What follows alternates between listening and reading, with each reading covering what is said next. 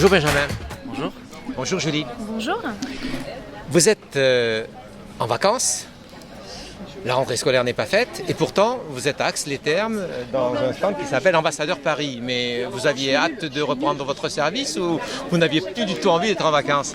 On a eu une proposition par Sandrine de participer justement à Ludovia, qui permettait justement de rendre compte de nos usages numériques au cours de notre année. Et on a accepté parce qu'on trouvait que c'était une proposition intéressante et que ça permet aussi de partager aussi ce qu'on a fait au cours de notre première année d'ambassadeur du numérique. Pourquoi venir à Ludovia? Pour, comme a dit mon collègue, présenter ce qu'on a fait, mais aussi c'est un moment d'échange qui est très intéressant puisque on prend des idées à droite, à gauche, en discutant avec les gens, en voyant ce qui se fait au niveau du matériel, au niveau des sites, des propositions d'applications, des choses comme ça.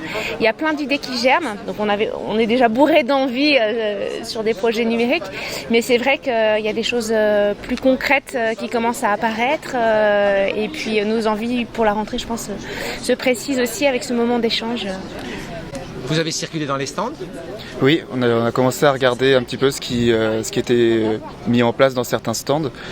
On a vu le stand de la classe inversée, le stand de Maths en vie. Là, cet après-midi, j'aimerais bien voir le stand sur les créations des jeux vidéo qui m'intéresse beaucoup. Vous cherchez quoi? Qu'est-ce qu'on cherche? Oui.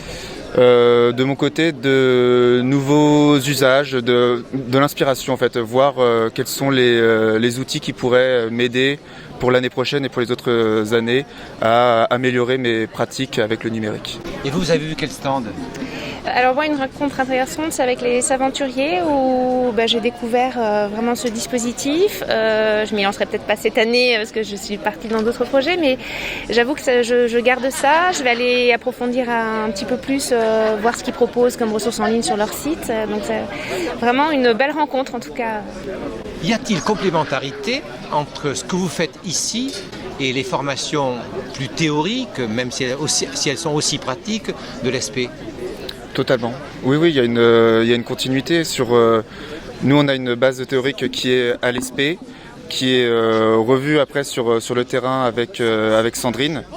Et là, on a aussi affaire à des professionnels directement qui nous montrent leurs usages. Donc il y a une continuité, c'est complémentaire.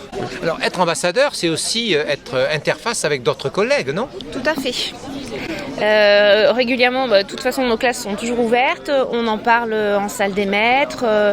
On montre quand on fait des petits projets et on suscite aussi des envies de la part de nos collègues qui nous posent des questions ou parfois nous invitent à intervenir, à faire du décloisonnement sur certaines activités. Donc, Ouvrir sa classe, c'est difficile? non, je crois pas. Enfin, pour moi, ça ne l'est pas du tout. Elle est toujours ouverte pour tout le monde. Moi, j'aime bien ouvrir ma classe. Enfin, j'aime bien qu'il y ait un retour de quelqu'un et un retour d'un professionnel pour me dire ce que j'ai mis en place, comment on peut l'améliorer. Et puis, non, en fait, je trouve que c'est encourageant. En fait, ça permet vraiment de savoir où se situer et puis d'avoir un avis aussi d'une autre personne. Être ambassadeur, c'est pouvoir diffuser aux autres collègues aussi de nouveaux usages et aussi peut-être de les rassurer, de se dire que on est des jeunes enseignants, on a été capable de faire ça, je pense que vous êtes aussi capable et puis allez-y, faites comme nous, jetez-vous. Jetez-vous. Voilà. On entreprend. Voilà. Et si on fait des erreurs? Tant pis, parce que nous aussi on fait des erreurs, enfin on débute donc on fait forcément des erreurs et donc je pense que c'est accepté aussi de faire des erreurs et puis on apprend. C'est ça, le statut de l'erreur, finalement il est aussi pour les adultes, on l'enseigne à nos élèves mais on doit aussi en tant qu'adultes et professionnels accepter ça. Alors, se former entre pairs, c'est revoir le dispositif véritablement de formation, non? Ou l'aménager?